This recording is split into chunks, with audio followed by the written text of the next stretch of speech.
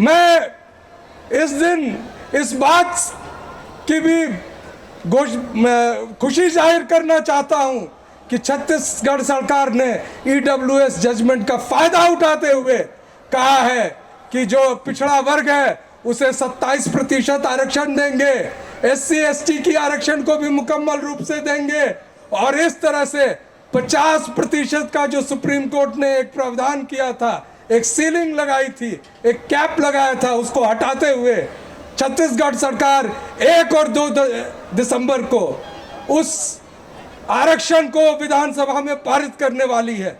मैं अग्रिम बधाई देना चाहता हूं इस सरकार को इस फैसले के लिए। ये तमाम दलित, पिछड़े, आदिवासियों के पक्ष में लिया गया फैसला है और यह फैसला देश के तमाम राज्यों में लिए जाने चाहिए। 52% अगर पिछड़ा वर्ग है तो उसे 52% आरक्षण देने का प्रावधान किया जाना चाहिए। जब इस वर्ष इस देश के प्रधानमंत्री लाल किला से भाषण दे रहे थे, महिलाओं के लिए हर संभव उपाय की घोषणा कर रहे थे, तो उनके ही जो समूह है, जो गिरोह है, इस देश को जो आज ईवीएम के बदौलत सत्ता पर काबिज है, वो एक दूसरा तस्वीर पेश कर रहे थे। वो एक धर्म संसद में हिंदू राष्ट्र के संविधान की घोषणा कर रहे थे। बाबा साहब ने जो संविधान भारत को दिया वो एक बेहतरीन दस्तावेज है।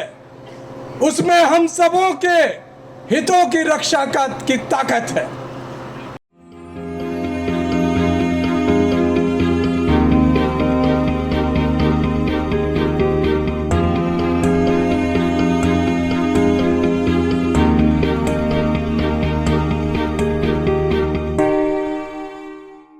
भिलाई के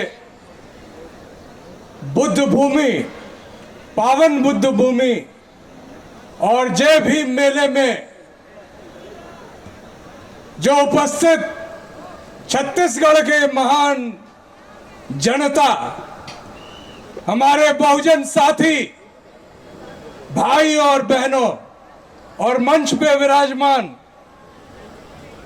अभी जिनकी तकरीर हमने सुनी, इंद्रेश गजभिये जी, हमारे क्रांतिकारी साथी, दिल्ली विश्वविद्यालय में मेरे साथ पढ़ाने वाले, देश के बहुजनों के एक बहुत ही सम्मानजनक नाम और उनके सम्मान के लिए हमेशा उपस्थित रहने वाले डॉक्टर रतन लाल जी, इस सभा में के आयोजक दिलीप वासनिकर साहब, सुनील रामटेके जी, डॉक्टर सुखदेव और हमारे सभी भाई और बहनों, आज 26 नवंबर संविधान दिवस वही दिन है जिसके लिए हम सब बाबा साहब भीमराव अंबेडकर के सबसे अधिक कृतज्ञ हैं। उनके प्रति हमारी श्रद्धांजलि इसलिए है कि जो संविधान उन्होंने दिया वो देश में समानता और देश में भाईचारे का प्रतीक बना। पहली बार आपको पता है कि जब अंग्रेज आए थे, उसके पहले जब मुगलों का शासन था और उसके भी पहले जब तथाकथित हिंदू राज्य हुआ करते थे, तो जिस मनुस्मृति से शासन चलाया जाता था उसमें सब बराबर नहीं थे। एक ही कानून के तहत एक ही गलती की सजा, किसी को सजाए मौत दी जाती थी और किसी को ऐसे ही छोड़ दिया जाता था। अंग्रेजों ने रूल ऑफ लॉ, कानून का राज्य, कानून का शासन लाया, उन्होंने लाया और उसी विश्व के कम से कम 6-7 जो संविधान है उनको अध्ययन करके बाबा साहब ने जो संविधान भारत को दिया वो एक बेहतरीन दस्तावेज है। उसमें हम सबों के हितों की रक्षा की ताकत है। 26 नवंबर 1949 को यह बाबा साहब ने इसको देश की जनता को समर्पित किया था, लेकिन आज उस संविधान पर एक खतरा मंडरा रहा है। उस संविधान पर जो एक खतरा है वो कोई हवा में बातें नहीं है। 2 अधिकार हमें दिए गए थे, राइट टू वोट, ईवीएम से उस अधिकार को भी एक तरह से खत्म किया जा रहा है। उसके साथ जो अधिकार था हमारे पास, वो अधिकार था समानता का अधिकार। उसकी जगह जब इस वर्ष इस देश के प्रधानमंत्री लाल किला से भाषण दे रहे थे, महिलाओं के लिए हर संभव उपाय की घोषणा कर रहे थे, तो उनके ही जो समूह है, जो गिरोह है, इस देश को जो आज ईवीएम के बदौलत सत्ता पर काबिज है, वो एक दूसरा तस्वीर पेश कर रहे थे। वो एक धर्म संसद में हिंदू राष्ट्र के संविधान की घोषणा कर रहे थे।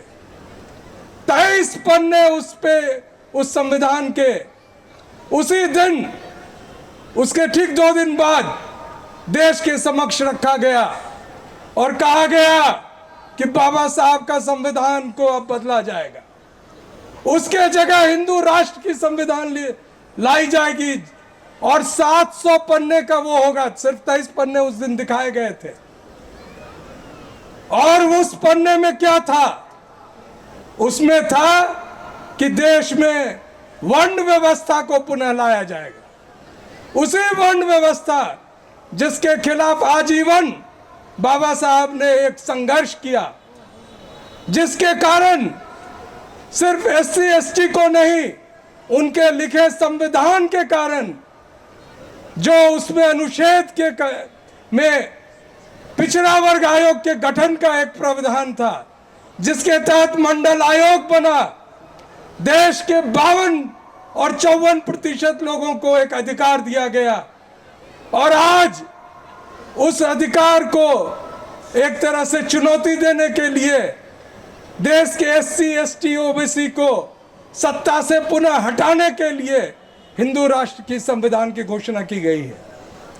यह मैं मात्र आपको इस पावन दिन में किसी तरह के भुलावे में रखने के लिए नहीं बोल रहा हूं। इसकी पूरी प्रामाणिकता है।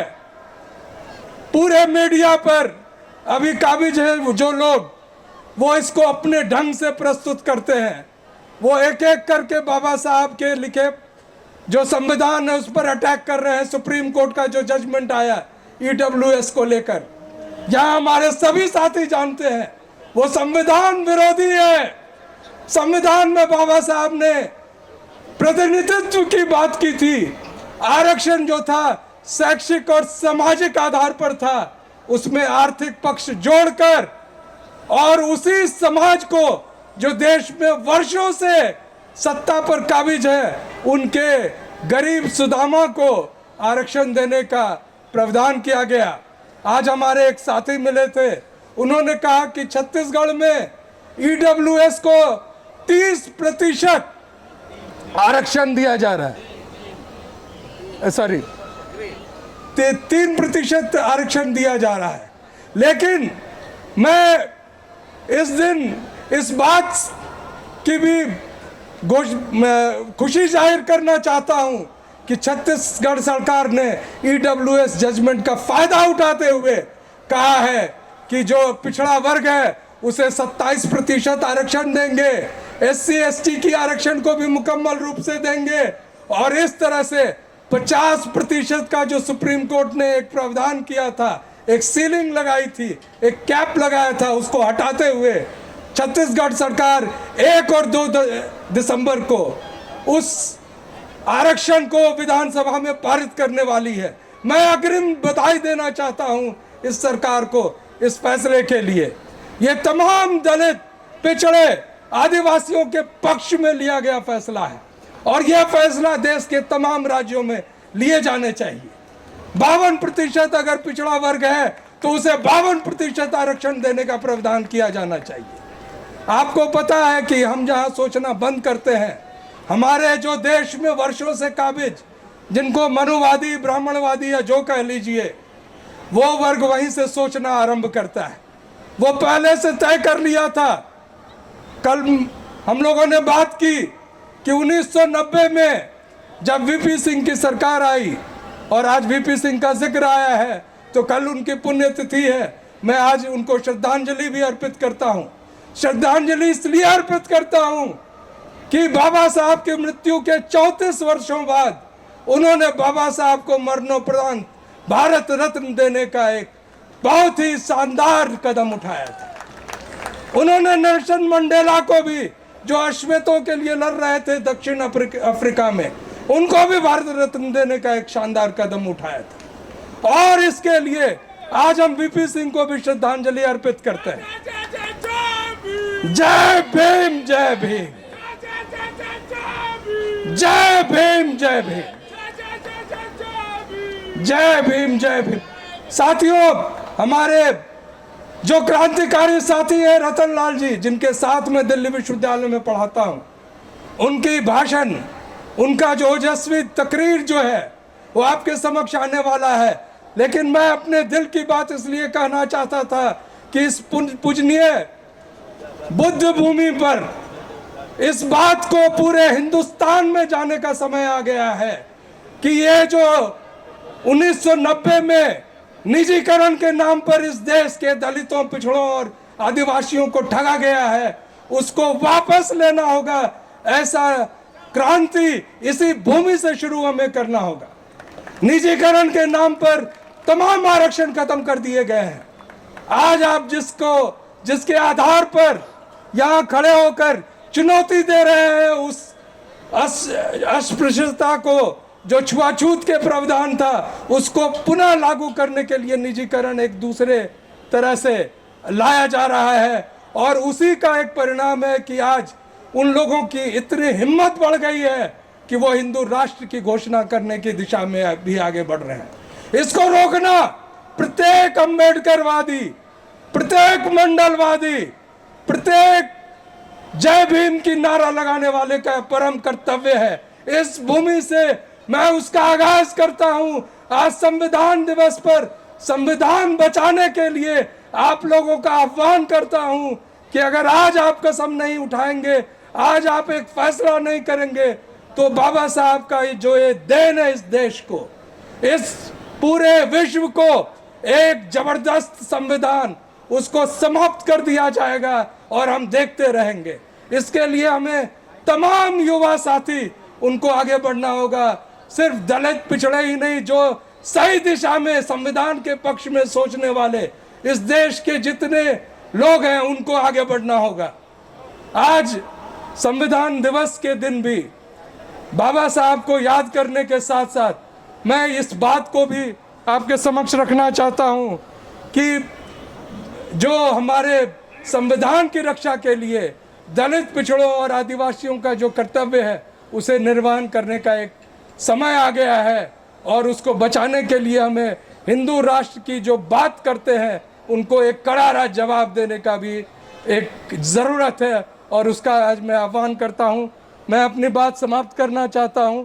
उसके पहले मैं यहाँ बैठे तमाम आदरणीय साथियों का पुनः धन्यवाद करता हूं कि जो उन्होंने एक बैकवर्ड क्लासेस के रूप में उस वर्ग से मुझे इस महान समाज के बीच में आकर अपनी बात कहने का अवसर दिया है, उसके लिए मैं उनका कृतज्ञ हूं और पुनः धन्यवाद देता हूं। जय भीम, जय मंडल।